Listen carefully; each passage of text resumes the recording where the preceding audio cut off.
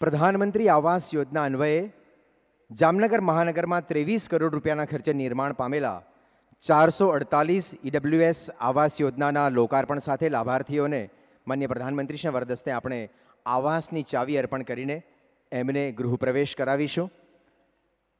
448 EWS આવાસના લાભાર્થીઓ પૈકી લાભાર્થીઓને માન્ય પ્રધાનમંત્રીશ્રીના વરદસ્તે આવાસ ચાવી અર્પણ કરાશે. શ્રી ભરતભાઈ ગોહિલ અને હેમીબેન રાઠોડ આ બે લાભાર્થીઓને માન્ય પ્રધાનમંત્રી શ્રી આવાસની ચાવી અર્પણ કરીને આજે મહાશિવરાત્રિના પર્વે એમનો ગૃહ પ્રવેશ કરાવશે.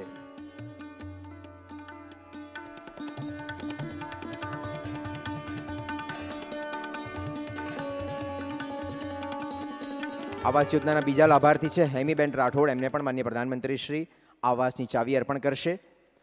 અને જામનગર શહેરી વિકાસ સત્તામંડળ ઝાડા દ્વારા નિર્માણ પામેલા 1008 આવાસના લાભાર્થીઓને પણ આજે પ્રતિક રૂપે માન્ય પ્રધાનમંત્રી શ્રી આવાસની ચાવી અર્પણ કરશે.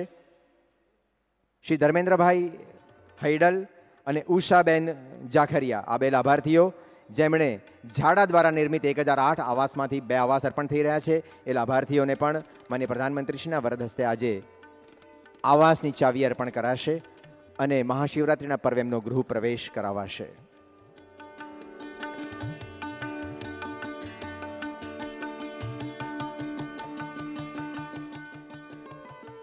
આજથી જામનગર મહાનગર એ મુંબઈ મહાનગરી સાથે નવી ટ્રેન સેવા હમસફર ટ્રેન સેવાથી જોડાય છે.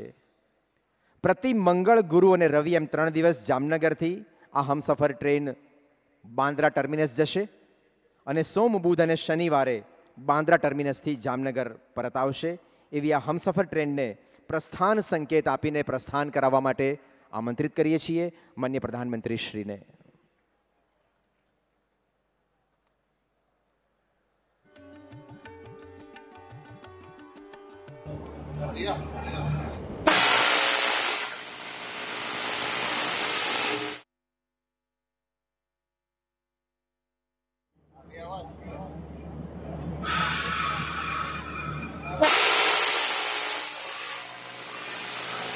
આ હમસફર ટ્રેન મંગળ, ગુરુ અને રવિ એમ 3 દિવસ જામનગરથી બાંદ્રા જશે અને વળતા પ્રવાસમાં સોમ, બુધ અને શનિ બાંદ્રા ટર્મિનસથી જામનગર આવશે. 22923 અપ અને 22924 ડાઉન હમસફર એક્સપ્રેસને માન્ય પ્રધાનમંત્રી શ્રીએ પ્રસ્થાન સંકેત આપીને પ્રસ્થાન કરાવ્યું. આપનો આભાર માન્ય પ્રધાનમંત્રી શ્રી અને મહાનુભાવો.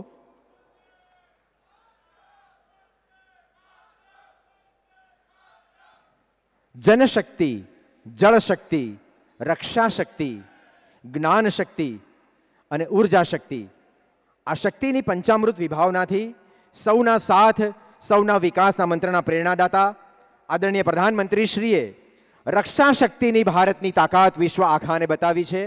અને આજે ગુજરાતની ધરતી પર જળશક્તિનો જનશક્તિ સાથે સુભગ સમન્વય કરવા આપ શ્રી પધાર્યા છો ત્યારે આવો જોરદાર તાળીઓ સાથે આમંત્રિત કરીએ માન્ય પ્રધાનમંત્રી શ્રી નરેન્દ્રભાઈ મોદીને આપણું માર્ગદર્શન કરવા.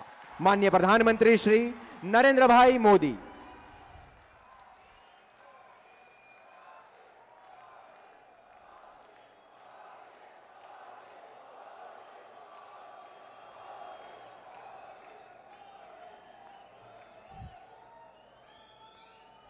કેમ છો બધા? સુખમાં છો ને? શિવરાત્રિના પાવન પર્વની તમને બધાને ખૂબ ખૂબ શુભકામનાઓ. ભોળાનાથ હવનું ભલું કરે.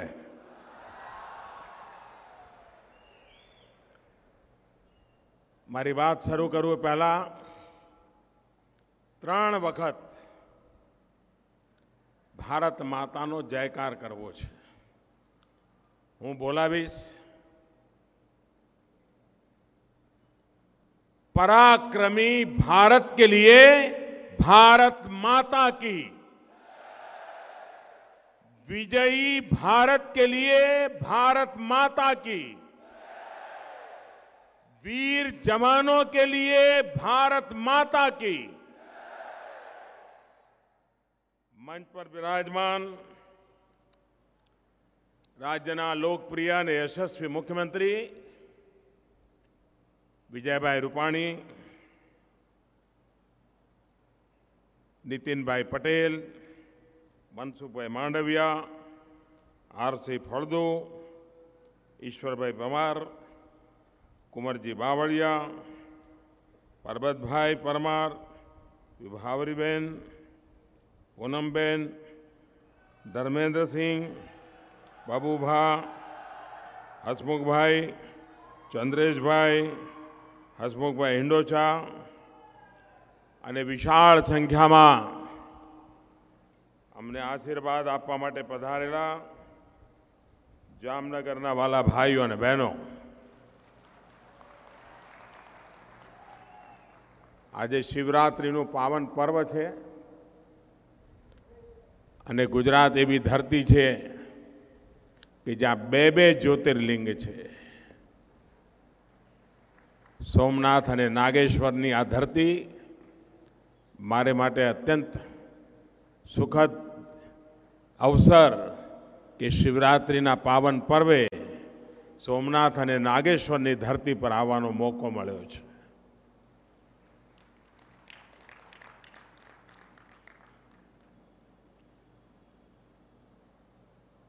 જ્યારે હું મુખ્યમંત્રી હતો અને દેશભરના બધા મુખ્યમંત્રીઓની મિટિંગમાં જઉં અને એમને હું કહું કે ભાઈ તમને બધાને લાગે છે કે ગુજરાતમાં તમને શું તકલીફ છે, બધું સરસ સરસ છે, તમને શું વાંધો છે, અને જ્યારે એમને હું વાત સમજાવું તો એમને બધાને આશ્ચર્ય થતું. હું એમને કહેતો કે ભાઈ અમારું એવું રાજ્ય કે જેની પાસે કોઈ ખાણ ખનીજનો ભંડાર બહુ મોટો નથી, એનાય કરતાં મોટી મુસીબત એટલે પાણી. અમારા અનેક ગામ પીવાના પાણી માટે વલખા મારે. અમારી સરકારની ઘણી મોટી શક્તિ 10 વર્ષમાં 7 વર્ષ દુકાળમાં જાય, પીવાનું પાણી કેમ પહોંચાડવું એમાં જાય. જો ઈશ્વરે અમને પાણીની સુવિધા કરી દીધી હોત તો અમે એટલા બધા તાકાતવાર હતા, એટલા બધા પાણીદાર હતા કે અમે આખા હિન્દુસ્તાનને જ્યાં લઈ જવું ત્યાં લઈ શક્યા હોત, એટલી અમારામાં તાકાત હતી. અમારું બજેટ, અમારી સરકારની શક્તિ, આ બધું અમારે પાણી પાછળ ખર્ચવું પડે. હિન્દુસ્તાન ભરમાંથી આવનારા મુખ્યમંત્રીઓને આ વાત ગળે જ નહોતી ઉતરતી. આટલી બધી તકલીફ છે એમને અંદાજ જ નહોતો આવતો. પણ એની સામે આપણો સંકલ્પ પણ હતો. ઠીક છે, આપણી પાસે 12 માસી નદીઓનો અભાવ છે, વરસાદ ઓછો પડે છે અને ગુજરાતને વિકાસના પથ પર આગળ વધવું છે, તો રોતા બેઠા ના ચાલે ભાઈ. પહેલા પાણી નહોતું તો કચ્છ ખાલી થતું હતું. આપણે નક્કી કર્યું કે પાણી નથી તો અમે પાણીના જ પ્રશ્નોનું પહેલા નિરાકરણ કરીશું, પાણી પહોંચાડીશું અને દેશ ગુજરાતને પાણીદાર બનાવીશું. અને એ પણ હકીકત છે કે સરદાર સરોવર ડેમ એમાં આટલી બધા રૂકાવટો આવી, આટલી બધી રૂકાવટો આવી, અને એના માટે એ વખતની બધી સરકારો જવાબદાર છે. એ છટકી નહીં જઈ શકે, એમને જવાબ આપવો પડશે. અગર આજથી 40 વર્ષ પહેલા નર્મદાનું કામ પૂરું થઈ ગયું હોત તો ગુજરાતને પાણી પાછળ 40 વર્ષ સુધી જે રૂપિયા ખર્ચવા પડ્યા હોય એ ન કર્યા પડ્યા હોત. અને આજે જ્યારે સરદાર સરોવર ડેમ બન્યો, પાણી આવ્યું, તો એના પહેલા ડેમનું કામ પૂરું થતા પહેલા આ પાણી કચ્છ અને કાઠિયાવાડની ધરતી પર કેવી રીતે પહોંચે એના માટે એક ભારી જહેમત કરી અને એક યોજના બનાવી. અને મને બરાબર યાદ છે આ સૌની યોજનાની કલ્પના જ્યારે મેં પહેલી વાર મૂકી હતી રાજકોટમાં આવીને, ત્યારે તો મોટા ભાગના લોકો અને પેલા કેટલાક જે આખા ગામની ચોધરાટ કરવા ટેવાયેલા હોય છે તો મંડી જ પડ્યા હતા કે આ મોદીએ ચૂંટણી આવી એટલે આ સગુભો છોડ્યો છે, આ ચૂંટણી આવી એટલે મોદી આમ કર્યું છે. હવે ચૂંટણી તો આપણે ત્યાં 12 મહિના ક્યાં ક્યાં ચાલતી જ હોય જ ભાઈ. કોઈ ને કોઈ રાજ્યમાં ચૂંટણી ચાલતી જ હોય જ ભાઈ. હું કોઈ પણ કામ કરું તમે ચૂંટણી જોડે જોડી જ શકો. એ વખતે આશંકા હતી કે આ શક્ય જ નથી. હજારો કરોડ રૂપિયા પાઇપ પાણીની લગાવવાની, પાણીને 20-20 માળ ઊંચા મકાન જેટલું ઊંચે લઈ જવાનું, અને એ પાણી આ બધું સંભવ જ નહોતું લાગતું. કારણ આપણે બહુ તો પેલા ટેન્કરો જોયેલી, હેન્ડપંપ જોયેલા, એનાથી લાંબુ પાંબીડીના ઉકેલ કોઈ વિચારેલો જ નહીં. એક બાજુ એ માનસિકતા, એવા લોકોએ રાજ કર્યું જેમને ટેન્કરથી આગળ કાંઈ દેખાણું નહીં, અને અમે એવા લોકો આવ્યા કે જેણે પાઇપલાઇનથી 500, 700 કિલોમીટર, અને એવી પાઇપલાઇન કે જેમાં તમે મારુતિ લઈને હાલી શકો. અને એનું પરિણામ છે કે આજે સૌની યોજના પાણી પહોંચ્યું. કચ્છની સીમા પર બીએસએફના જવાનો, એમને નર્મદાનું તાજું પાણી પીવા મળતું હોય. આ કમાલ ટેકનોલોજી, એન્જિનિયરિંગ અને ઈચ્છા શક્તિ એના કારણે શક્ય બનતી હોય છે. મને ખુશી છે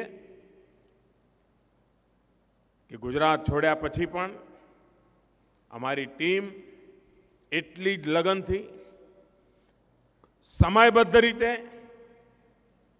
આ સપના પૂરા કરવા માટે બરાબર કામે લાગી છે. અને એક પછી એક સૌની યોજનાના ફેઝ પૂરા થતા જઈ રહ્યા છે. અને આનું જ પરિણામ છે કે આવનારા દિવસોમાં, અને હું હંમેશા કહેતો હતો કે નર્મદાનું પાણી એ પાણી નહીં, પારસ છે. જેમ પારસના સ્પર્શથી લોખંડ સોનું બની જાય, એમ નર્મદાના સ્પર્શથી ગુજરાતની ધરતી લીલીછમ થઈ જાય, સોનું ઉગે એવી ધરતી અમારી થઈ જાય. અમારો ખેડૂત પસીનો તો પાડે, પણ એ પસીનાની જોડે જ્યારે નર્મદાનો અભિષેક થાય ત્યારે પસીનો દીપી ઉડતો હોય છે, ઉગી નીકળતો હોય છે. અને આજે ગુજરાતે કરી બતાવ્યું છે. આજે અહીંયા મને ગુરુ ગોવિંદસિંહજી મેડિકલ કોલેજ માટે પણ, એના વિસ્તાર માટે, એની નવી નવી યોજનાઓ માટેનો પણ અવસર મળ્યો. આપણામાંથી બધાને યાદ હોવું જોઈએ, ખબર હોવી જોઈએ કે ગુરુ પરંપરાની અંદર ગુજરાતનો વિશેષ નાતો રહ્યો છે. ગુરુ ગોવિંદસિંહજીના જે પહેલા પંચ પ્યારે હતા, એ પહેલા પંચ પ્યારેમાં એક આપણો દ્વારકાનો હતો, અને દરજી સમાજમાંથી હતો. અને એણે ગુરુ ગોવિંદસિંહજીની સામે શીશ વાળવી દો, હું તમારો શિષ્ય બનીને આવ્યો છું.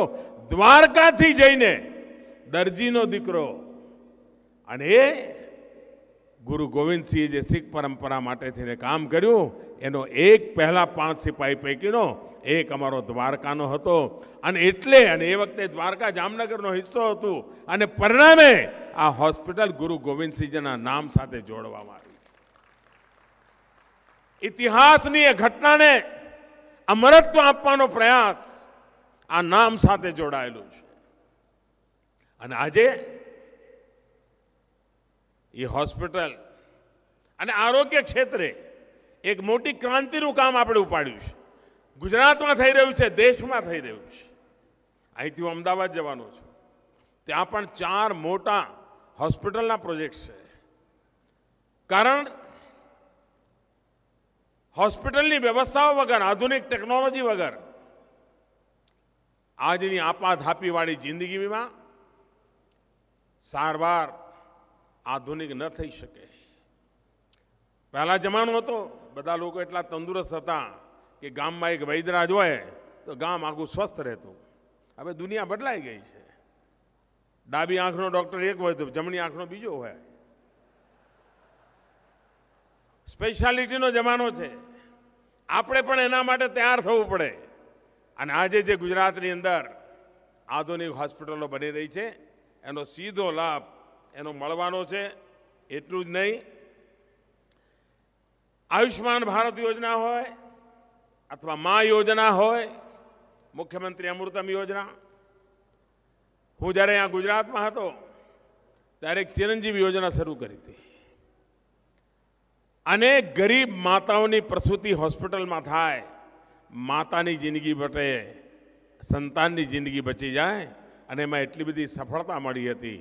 એના પછી એક પછી એક ગુજરાતની અંદર આરોગ્યના ક્ષેત્રે આપણે યોજનાઓ લાવ્યા અને જ્યારે ભારત સરકારમાં ગયો તો આયુષ્યમાન ભારત નામની યોજના, અને આયુષ્યમાન ભારત યોજના દુનિયાની સૌથી મોટી છે યોજના. અને તમને બધાને ખબર છે મને નાનું તો ફાવતું નથી. કંઈ પણ કરવાનું મોટું જ કરવાનું. થયું કે ના થયું? હમણાં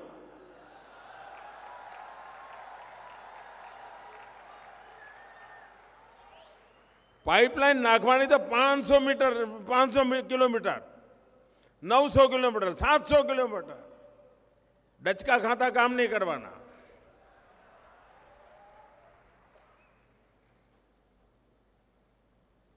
અને એ જ રીતે કામ કરીને આયુષ્યમાન ભારત યોજના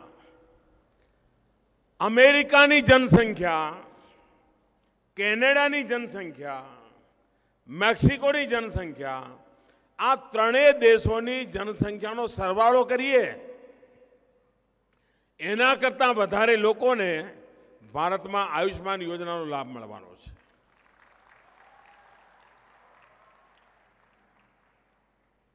કોઈ પણ ગરીબ પરિવાર 5 લાખ રૂપિયા વર્ષે, પરિવારમાં કોઈ પણ બીમાર થાય તો 5 લાખ રૂપિયા સુધીનું બિલ ભારત સરકાર ચૂકવશે. એને ક્યારેય ઓશિયાળા નહીં રહેવું. એટલું જ નહીં, મોટામાં મોટી હોસ્પિટલમાં એ સારવાર લઈ શકશે. એવું નહીં કે પેલા સરકારી દવાખાનામાં જાય ને પછી બિચારો હાજે પાછો આવે ડૉક્ટરની રાહ જોઈને. ના, એનો હક છે. આ દેશમાં 15,000 કરતાં મોટી પ્રાઇવેટ હોસ્પિટલ આજે આ કામમાં આપણી ભાગીદાર બની છે. એટલું જ નહીં, આપણો જામનગરનો ભાઈ ભોપાલ ગયો હોય અને ભોપાલમાં માંદો પડી ગયો તો એણે જામનગર પાછા આવવાની રાહ જોવાની જરૂર નહીં. એ ભોપાલની હોસ્પિટલમાં જાય અને પેલું કાર્ડ બતાવે તો વગર પૈસે ભોપાલમાં સેવા થાય. એ કલકત્તા ગયો હોય તો ત્યાં પણ થાય, એ કરાચી કોચીન ગયો હોય તો ત્યાં પણ થાય. હમણાં જરા મારા મગજમાં પેલું બધું વધારે ભરેલું પડ્યું છે, પણ સારું છે કે નહીં? હા, એ કરવું પડે ને ભાઈ.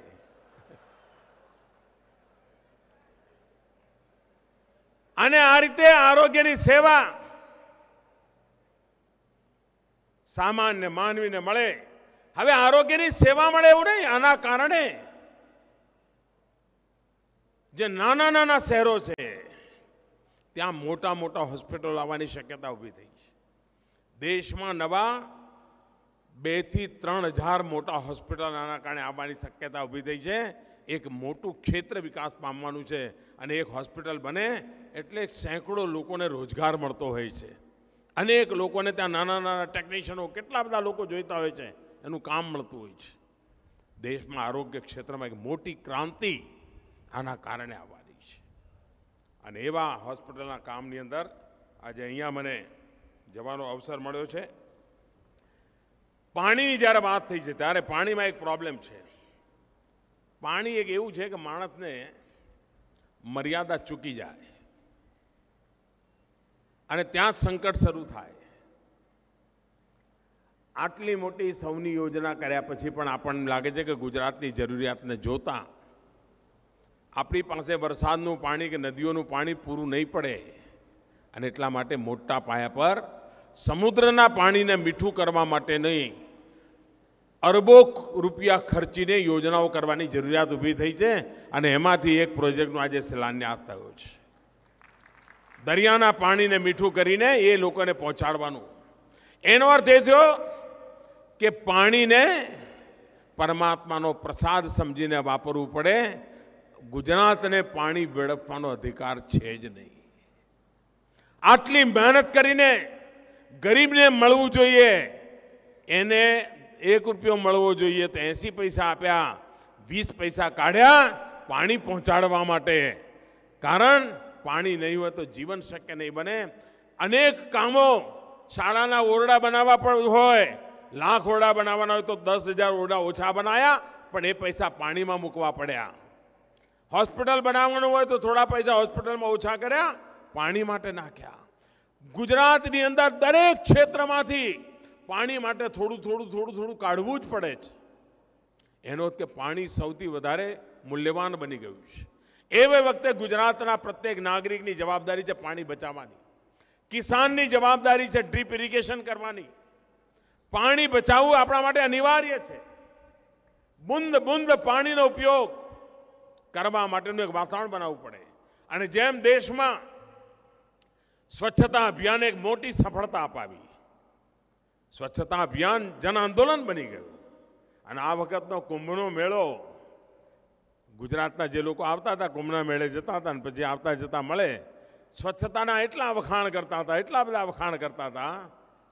કુંભના મેળાની સ્વચ્છતા લોકોને સ્પર્શી ગઈ. દેશમાં સ્વચ્છતા એક આંદોલન બની ગયું. મહાત્મા ગાંધી 100 વર્ષ પહેલા હરિદ્વારના કુંભમાં ગયા હતા, અને એ વખતે એમણે કુંભનો મેળો સ્વચ્છ હોવો જોઈએ એ ઈચ્છા વ્યક્ત કરી હતી. 100 વર્ષ સુધી ન કરી શક્યા, આપણે કરીને બતાવ્યું. અને એટલે જેમ સ્વચ્છતાનું આંદોલન સફળ થયું, તો ગુજરાતમાં પાણી બચાવ આંદોલન સફળ થાય કે ન થાય? આપણે એ દિશામાં આગળ વધી શકીએ. અને જ્યારે આજે પ્રભુ શિવને નર્મદાનો જળાભિષેક કરી રહ્યા છીએ, તો આજે શિવરાત્રિના પાવન પર્વે સમગ્ર ગુજરાત સંકલ્પ કરે કે અમે પાણીને પણ બચાવીશું. તમે જુઓ, મોટી ક્રાંતિ આવી જશે. આજે અહીંયા રેલવેના પણ પ્રોજેક્ટ્સની યોજના બની. જે ગતિથી રેલવેનું કામ ચાલી રહ્યું છે, ઇલેક્ટ્રિફિકેશનનું હોય, ગેજ કન્વર્ઝનનું હોય, ડબલ લાઇનનું કામ હોય, પહેલાં થતું હતું એના કરતાં ડબલ સ્પીડ છે. હવે તમને બધા નવું નહીં લાગે, કારણ તમે મને જોયો છે કેવી રીતે કામ કરું છું. પણ દેશ લોકોને આશ્ચર્ય છે કે આવું થાય. હું એમને કહું છું, ગુજરાત જોઈ આવું, થાય, બધું થાય, કરીએ તો થાય ને ભાઈ. અને આજે દેશમાં થઈ રહ્યું છે, દેશમાં થઈ રહ્યું છે. રેલવેના કામની અંદર ગતિ આવી છે. આધુનિક રેલવે, આધુનિક રેલ કોચની વ્યવસ્થાઓ, આ બધું જ શક્ય બન્યું છે. અને ડબલ સ્પીડથી પહેલાં કરતાં જે કામ થતા હતા એના કરતાં ડબલ થઈ જાય. આપણે પ્રધાનમંત્રી કિસાન સન્માન નિધિની એક યોજના લાવ્યા. 5 એકર અને તેનાથી ઓછી જમીન એવા ખેડૂતને વર્ષે 6,000 રૂપિયા સીધા એના બેંકના ખાતામાં પહોંચી જશે.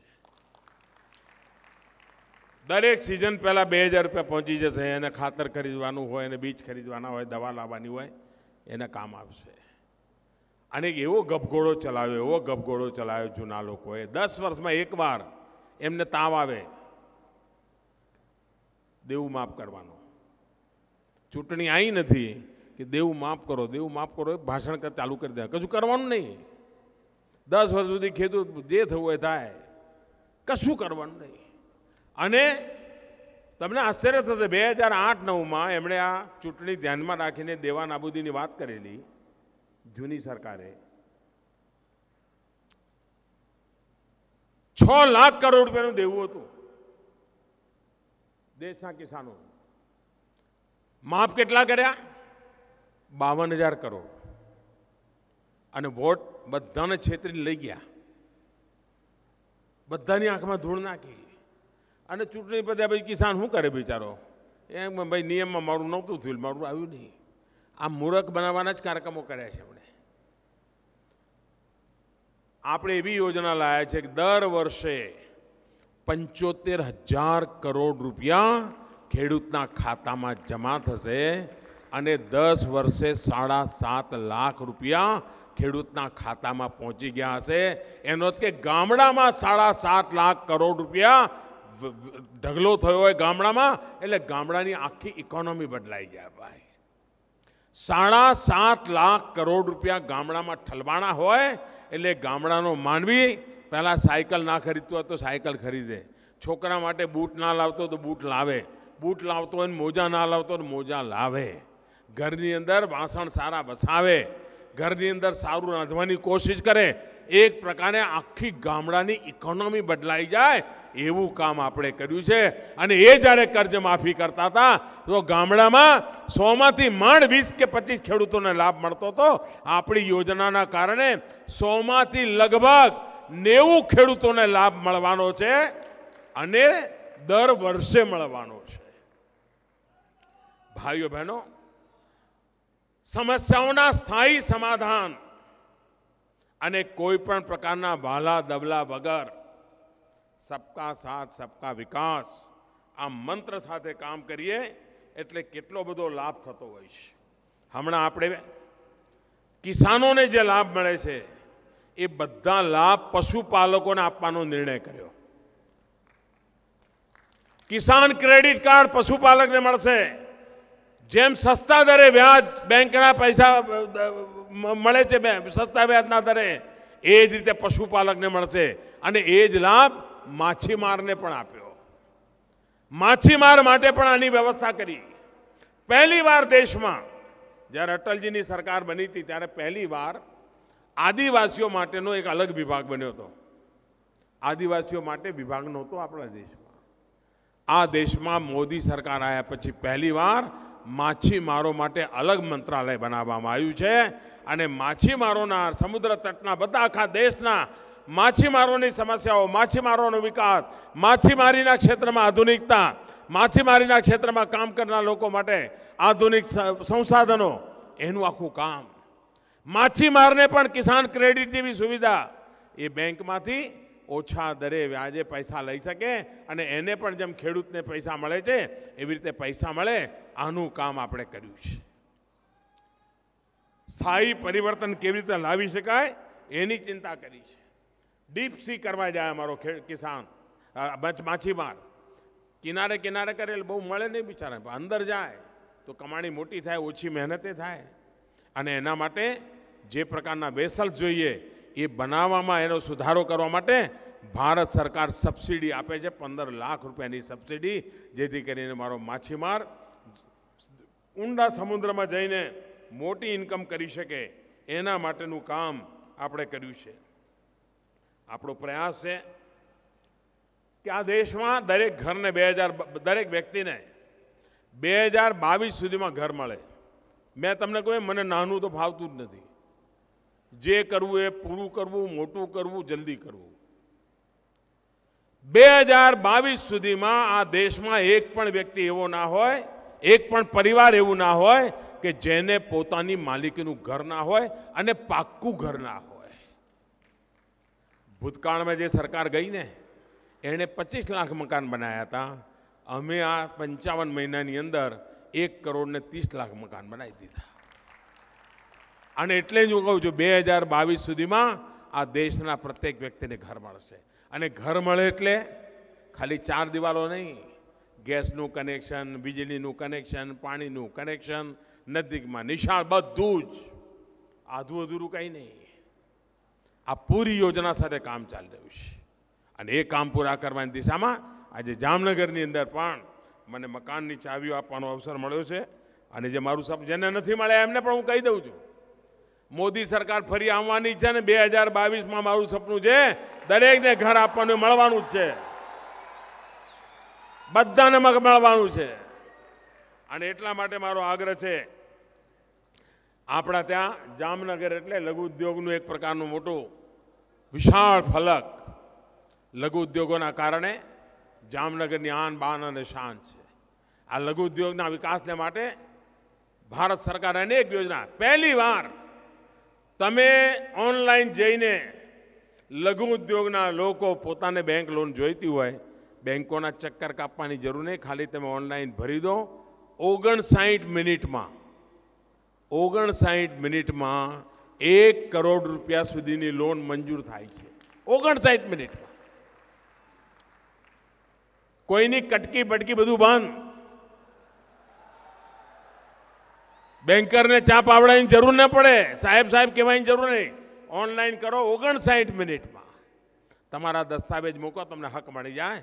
આ પ્રકારની ક્રાંતિ લાવવાનું કામ આજે આ સરકારે કર્યું છે અને એના કારણે ease of doing business 142 number પરથી 77 પર આવી આવડો મોટો જમ્પ લગાવી દીધો, કારણ કે એમાં જે લાયસન્સ ટીકણું ફલાણું બધી મુસીબતો હતી બધી દૂર કરી દીધી, જેનો લાભ જામનગર, મોરબી, રાજકોટ આ બધા નાના નાના કારખાનાઓને આખું મોટી એક જબરજસ્ત મોટું વાતાવરણ બન્યું છે. આ લઘુ ઉદ્યોગો માટે મોટો ફાયદો, એન્જિનિયરિંગ વર્કની અંદર કામ કરનારા લોકો માટે ફાયદો, મેન્યુફેક્ચરિંગના ક્ષેત્રમાં જનારા લોકોને ફાયદો. જીએસટીના બધા જ કાયદાઓમાં જેમ જેમ આપણને ખબર પડે કે અહીં જરૂર છે, અહીં જરૂર છે, સુધારા કરતા જઈએ છે અને જીએસટી આજે સામાન્ય માનવીને ઉપકારક બને રીતે બનાવી દીધી છે અને એનો લાભ સામાન્ય માનવીને થઈ રહ્યો છે. એક પ્રકારે સામાન્ય માનવી ભારત સરકાર કે રાજ્ય સરકારમાં પોતાનો બનાવેલી ચીજો વેચી નહોતો શકતો. નાનું કડું કામ હોય, નાની નાની ચીજો બનાવતો હોય, કોઈ પ્લાસ્ટિકની ડોલ બનાવતો હોય કે કોઈ ટેબલના માટેના કંઈ ચીજો બનાવતો હોય કે નાની નાની ખુરશીઓ કોઈ મેળ જ ન પડે. આપણે એક જેમ પોર્ટલ લાવ્યા. જેમ પોર્ટલની અંદર તમે રજિસ્ટ્રી કરાવો, ભારત સરકારમાં જેને જોઈતું હોય ત્યાં લખી નાખે, મોકલવાવાળો ત્યાં લખે. કરોડો રૂપિયાનું કામ સામાન્ય માનવી આજે સરકારમાં મોકલે છે. કોઈ ટેન્ડર નહીં, કોઈ બિચોલીઓ નહીં, કોઈ મારો તારો નહીં, કોઈ પ્રકારનો ભ્રષ્ટાચાર નહીં અને સામાન્ય માનવી જે ચીજો બનાવે છે એ આજે સરકારની અંદર સીધી ખરીદવા માંડી છે. નહીં તો પહેલાં મોટા મોટા ટેન્ડરોવાળા આવે, પછી નાનો માણસ એનાથી મોટાને વેચે, મોટો એનાથી મોટાને વેચે, મોટો એનાથી મોટાને વેચે અને પછી મોટો એટલો બધો મોટો હોય કે જેને સરકારને કહે એટલે સરકાર લઈ લે. બધા રૂપિયા મોટાને પાસે જતા હતા, હવે આ સીધા પૈસા નાના પાસે જાય. આ કામ કરવાની તાકાત આજે ભારત સરકારમાં છે અને આપણે કરી બતાવ્યું છે. એનો લાભ આપણે આપી રહ્યા છીએ. ભાઈઓ બહેનો, કોઈ પણ દેશ શક્તિ વગર ચાલી ન શકે, સામર્થ્ય વગર ચાલી ન શકે. આપણા ગુજરાતમાં છાસ દ્વારે કોમી હુલ્લડો થતા કે નહોતા થતા? ભાઈ, આપણા જામનગરમાં શું હતું? થતા હતા કે નહોતા થતા? બધું બંધ થઈ ગયું કે ના થઈ ગયું? બધા સુખ ચેનથી જીવવા માંડ્યા કે ના મળ્યા? બધાની પ્રગતિ થવા માંડી કે ના મળી? આ બધી વહી મનુષ્ય કરાવનારા લોકો ઠેકાણે પડ્યા એટલે બધું હરખું ચાલવા માંડ્યું કે ના માંડ્યું? હવે મને કહો ભાઈ, આ દેશમાં આતંકવાદની બીમારી જવી જોઈએ કે ના જવી જોઈએ? એમને ખખડીને બોલો જામનગરવાળા. આ આતંકવાદનો રોગચાળો જવો જોઈએ કે ના જવો જોઈએ? આતંકવાદને જડમૂળથી ઉખેડવું જોઈએ કે ના ઉખેડવું જોઈએ? હવે આપણે અહીંયા દવા કરીએ તો મેળ પડે ભાઈ? જ્યાંથી થતું હોય ત્યાં કરવી પડે કે નહીં? તમે કોઈ પણ ડૉક્ટર પાસે જાઓ તો એને એમ લાગે કે ભાઈ તમારું આ ગુમડું બુડું બરાબર, મૂળ પ્રોબ્લેમ તમારા લોહીમાં છે, લોહી જરા સરખું કરવું પડે, એની દવા કરવી પડે તો તમારું ગુમડું જશે. કે ના કે ડૉક્ટર?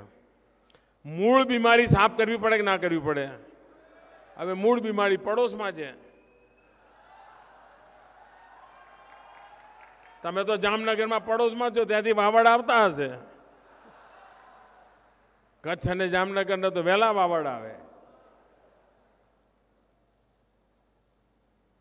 મારે આ જામનગરના લોકોને પૂછવું છે, ભાઈ, તમને આપણા દેશની સેના જે કહે એમાં ભરોસો છે કે નથી? સેના જે કહે સાચું માનવાનું હોય કે ના માનવાનું હોય? મારે પણ માનવાનું હોય કે ના માનવાનું હોય? પણ કેટલાક લોકોને પેટમાં દુખે છે. હવે એમાં એમને વાંધા વચકા પડે છે. ભાઈઓ બહેનો, આ દેશને ગર્વ થવું જોઈએ કે અમારી સેના તાકાત બતાવે છે. સાહેબ, મેં હમણાં એક દિલ્હીમાં મારું ભાષણ હતું. એ ભાષણમાં મેં કહ્યું, દેશ આખો ગર્વ કરે છે, અદ્ભુત પરાક્રમ કર્યું છે, જવાનોએ પરાક્રમ કર્યું છે અને કોઈ પણ દેશને થવું જોઈએ. એમાં મળદાલની જેમ રોડતા રહેવાની શું જરૂર છે ભાઈ? મેં એમને કહ્યું જો આજે ના અમારા વાયુસેના પાસે રાફેલ હોત તો પરિણામ જુદું હોત. હવે જેમને મારી વાત ના સમજાતી હોય એમાં મારો દોષ ભાઈ? હવે એમની મર્યાદા છે, શું કરવું? જ્યારે મેં એમ કહ્યું એને એમણે એવું કહ્યું કે મોદી તો આ ઇન્ડિયન એરફોર્સે જે કર્યું એને જ ક્વેશ્ચન કરે. અરે મહેરબાન, સાબુ વાપરો ને, સાબુ વાપરો ને. સાબુ એટલે સામાન્ય બુદ્ધિ.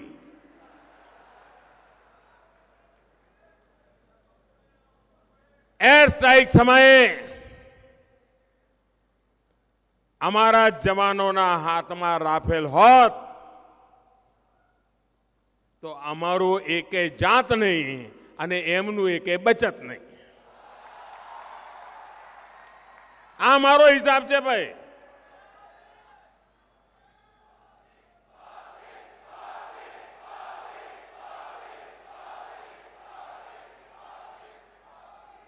લેકિન આ દેશના વીરોને પ્રણામ, આ દેશની વીર પ્રજાને પ્રણામ. અને અમારો સંકલ્પ છે આ દેશને તબાહ કરનારા કોઈ પણ લોકો હશે, એમના આંકાઓ પેલે પાર બેઠા હશે તો પણ આ દેશ જપીને નહીં બેસે.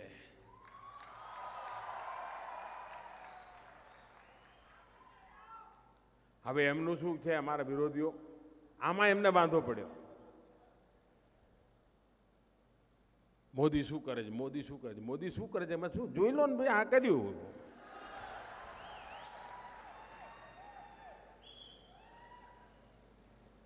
એમનો મંત્ર છે આવો ભેગા મળો, મોદીને ખતમ કરો. દેશનો મંત્ર જ આવો એક થાઓ, આતંકવાદ ખતમ કરો. એમને મોદીને ખતમ કરવો છે, આપણે આતંકવાદને ખતમ કરવો છે. આપ મને કહો ભાઈઓ, આતંકવાદ ખતમ કરનારાની જોડે જવાય કે ન જવાય? આતંકવાદ ખતમ કરનારની ઈચ્છા સાથે જોડાય કે ના જોડાય? ખૂબ ખૂબ સલામ ભાઈઓ.